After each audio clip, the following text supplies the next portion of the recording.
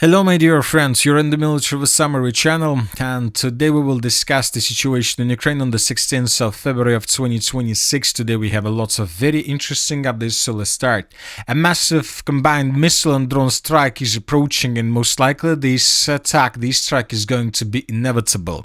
On the night of the 17th of February, there is a threat of a missile strike on the Kiev region on energy infrastructure using ballistic and cruise missiles. There is also a threat of a missile strike on the western part of Ukraine. All these statements were made during the same process period when the Russians and the Ukrainians were preparing their delegations for talks in Geneva.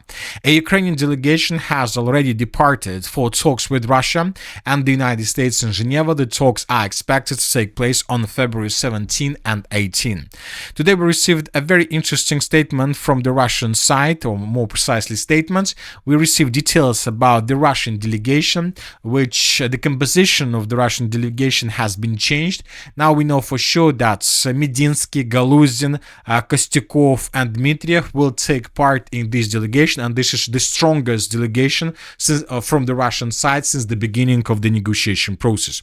And according to spokesman Peskov, the range of issues discussed will be broader than in Abu Dhabi, including the topic of territories. Another important statement was made by the Deputy Foreign Minister of Russia, Ryabkov. He emphasized that the Russian delegation is heading to Geneva with clear instructions to act within the framework of the Anchorage understandings. So, which means that the Russians are trying to tell us that the most important question that the parties are going to discuss during the Geneva talks would be the territories. We're talking about, first of all, we're talking about the rest of the Donetsk region, so the territory between the settlement of Dobropolye and the settlement of Slaviansk. The Russians want the Ukrainians to leave this territory, and this is going to be the main topic. And this is the reason why most of the sources are saying that most likely in coming nights the Russians will carry out a massive attack. Because this is a common pattern of the Russian side. Every single time since the beginning of any negotiation process, the Russians were attacking the territory of Ukraine with missiles and drones. It's like the Russians were trying to show the Ukrainians their strong cards, that the Russians have strong cards and there is no need to have negotiations, you just need to accept the Russia's demands. So every single strike had the same message we've just discussed. Another important thing that recently Zelensky has begun using these strikes for a very important reason. If you remember, several days ago we had a report published by Western media that the President of the United States of America, Donald Trump, is going to quit the negotiation process, and most likely he's going to blame both the Russians and the Ukrainians in the failure of this process.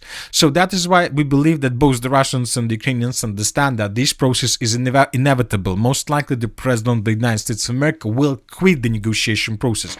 So that is why right now it is very important both for Russians and for Ukrainians to create the situation when the opposite party is responsible for the failure of this negotiation process.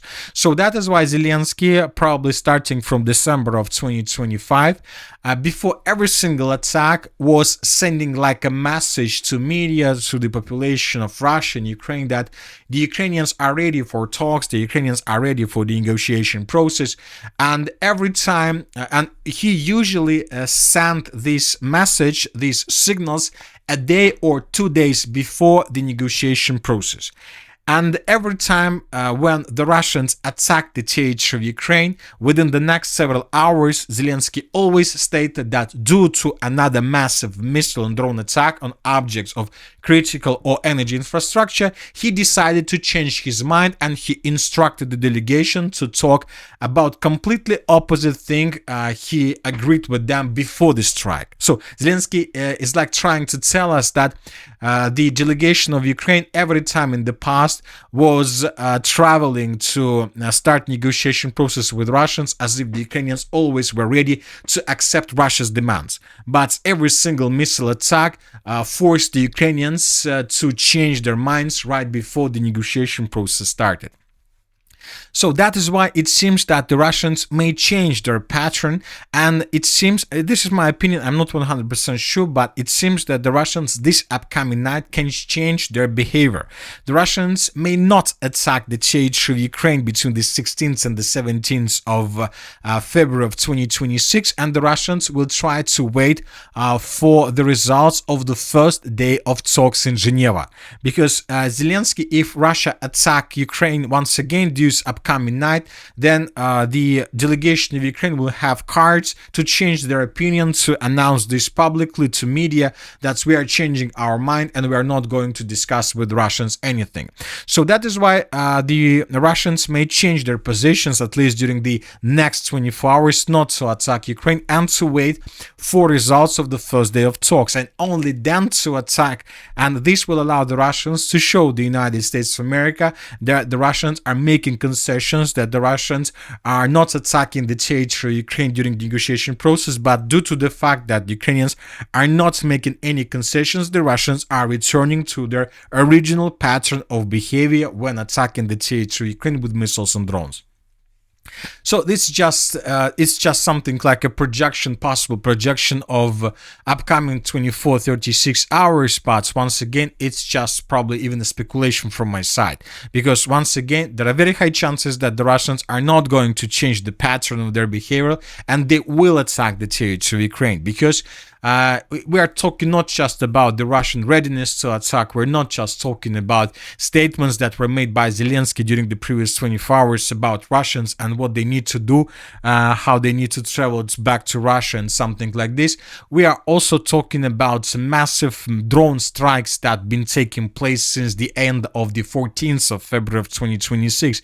We have already discussed this topic. I would like to point to attention once again that during the previous 48 hours, the Ukrainians launched up to 500 drones to attack the territory of the Russian Federation in the southern part of Russia and in the direction of the city of Moscow.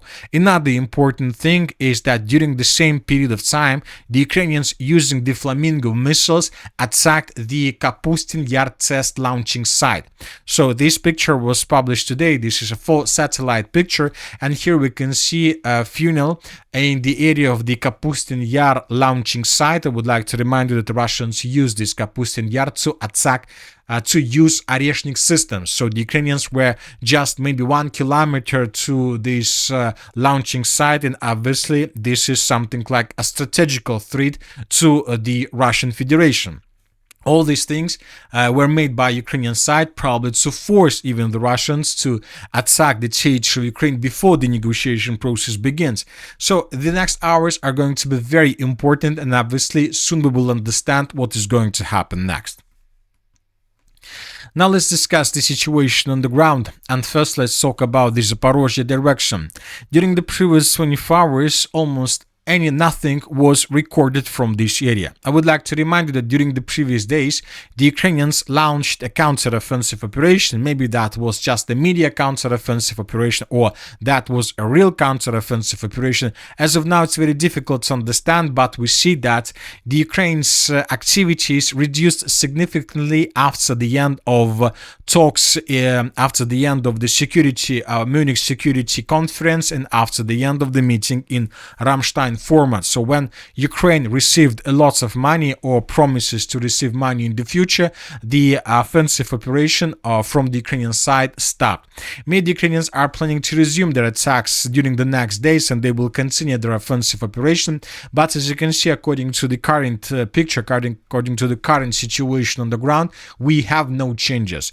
The only thing we have is several videos published by pro-Russian sources of how they were attacking artillery systems and vehicles of the armed forces of Ukraine along the line of combat contact, along the main positions of the armed forces of Ukraine. So that's it. The group of forces East and the affiliated channels published several articles related to the situation on the ground, and according to all these articles, the Ukrainians were counter-attacking and the Ukrainians were suffering huge losses. Also, this information was confirmed by neutral mappers. This local Ukrainian counter-offensive is proving very costly. Take weak entity with the weak Russian presence has been a media victory, but not a strategic one, as it has not succeeded in expelling Russian forces from the Gaichu River or hindering logistics to Gulyai-Polye. So let's wait and see, of course, what is going to be next. Maybe during the negotiation process, and the Ukrainians will resume their offensive operation. Maybe today they're regrouping, trying to collect as much as possible forces before the beginning of the next round of counter-offensive operation. Obviously, we'll understand everything tomorrow. Now let's move further and let's discuss the situation in the Dobropolye direction. During the previous 24 hours, lots of changes in this area were recorded, and it seems that the Russian offensive, the Russian Dobropolye offensive operation is gaining in momentum. So this is the situation by the end of the 15th of February, and this is the situation by the end of the 16th of February of 2026. According to information we have, and according to pro-Ukrainian sources, the Russians improved their position significantly around the settlement of Belitska. So these are the changes on the ground according to different pro-Ukrainian sources. Another important thing is that we see that the pro-Ukrainian sources began coloring the settlements of Rodinsk and Mirnograd, which means that pro-Ukrainian sources began accepting the situation that the armed forces of Ukraine lost control over the cities of Mirnograd and Rodinska. As for the different changes, the Russians continue advancing.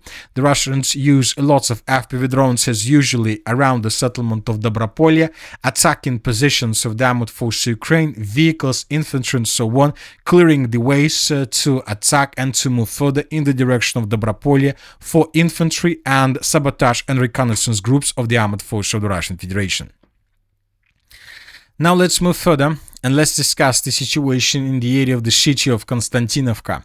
During the previous 24 hours, a breakthrough was recorded. So this is the situation by the end of the 15th of February of 2026, and this is the situation by the end of the 16th of February of 2026.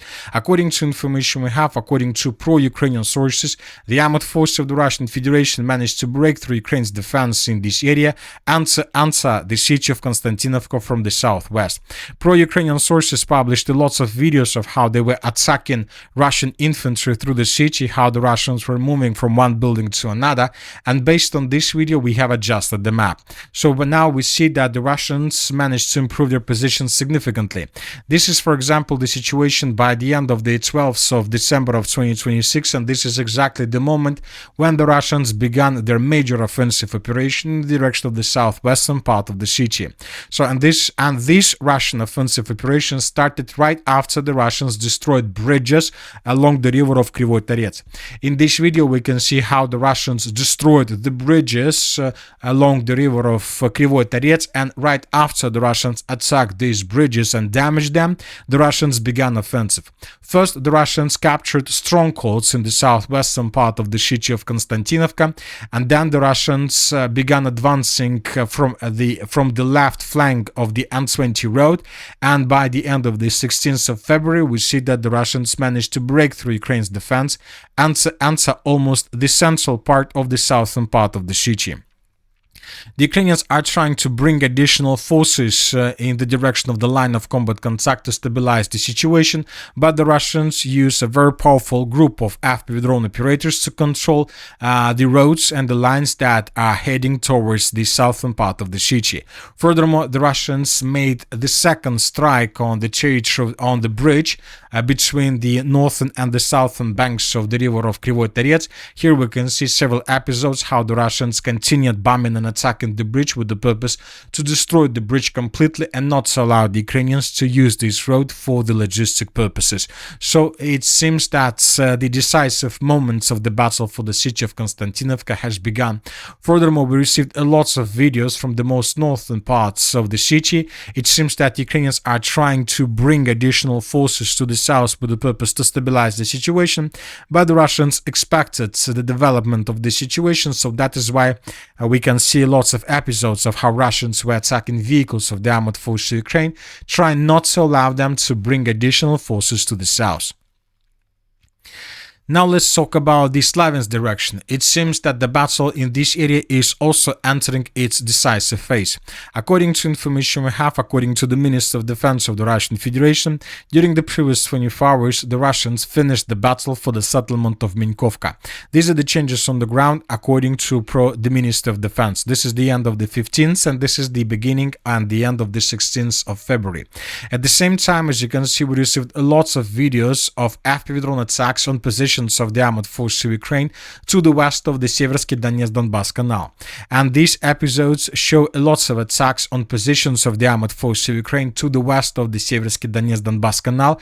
And as we discussed in the previous videos, it seems that maybe the Russians will try to cross the Seversky Donetsk-Donbass Canal and to strike in the direction of the city of Kramatorsk. Everything is possible. Maybe the Russians finished the preparation of this offensive because Ukrainians obviously expect that the Russians are going to move further in the northern direction because they believe that these strongholds and these fortifications is something that the Russians won't be able to break through ever. Well-fortified areas, you can see every single square kilometer is a stronghold, but due to probably the fact that this attack is unexpected one from the Ukrainian side, the Russians can do anything. They can cross the canal and they can continue advancing in the direction of the city of Kramatorsk, trying to cut this territory into pieces. So this is the situation in this area. Another important thing is that the Russians improved their positions in the area between the villages of Kaleniki and Riznikovka. So these are the changes on the ground between the dates. This is the end of the 15th of February and this is the end of the 16th of February. The Russians, as a result of offensive operation, managed to answer the Riznikovka-Kaleniki fortified area from the north. This information was confirmed by pro-Ukrainian sources, which means that most likely in coming days, the battle for the settlement of Riznikovka will be finished. Another important area is northern directions. According to information we have, the Russians improved their positions significantly in the Sumy direction. During the previous 24 hours, the Minister of Defense of the Russian Federation also reported that the Russians, as a result of clashes, managed to improve their positions significantly on the territory of the village of Pokrovka.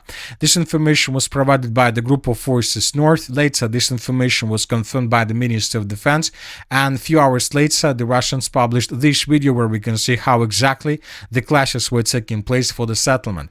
And in the final part of the video, we can see the Russian flag that was raised in the southeastern part of the settlement. Based on this video, based on the reports of the Minister of Defense and the Group of Forces North, we adjusted the map. Now it's become clear that the Russians managed to cut in cauldron the forest around the settlement of Novodmitrievka, the biggest forest in this part of the Sumy region, and most likely in coming days the Russians will continue offensive operation with the purpose to establish complete control over the territory, and the settlement of Novodmitrievka with the surrounding forest can serve for Russians as a very powerful and strong foothold to advance further in the northwestern direction towards the settlement of Krasnopolye. And the Russians most likely will continue this offensive operation in the northwestern direction with the purpose to attack the city of Sumy from the south. And that's it for today. Military Summary. The Military Summary channel reminds you we condemn any violence in the world. Thank you for watching. Subscribe to my channel, put your likes, join my Patreon, and have a good day. Bye-bye.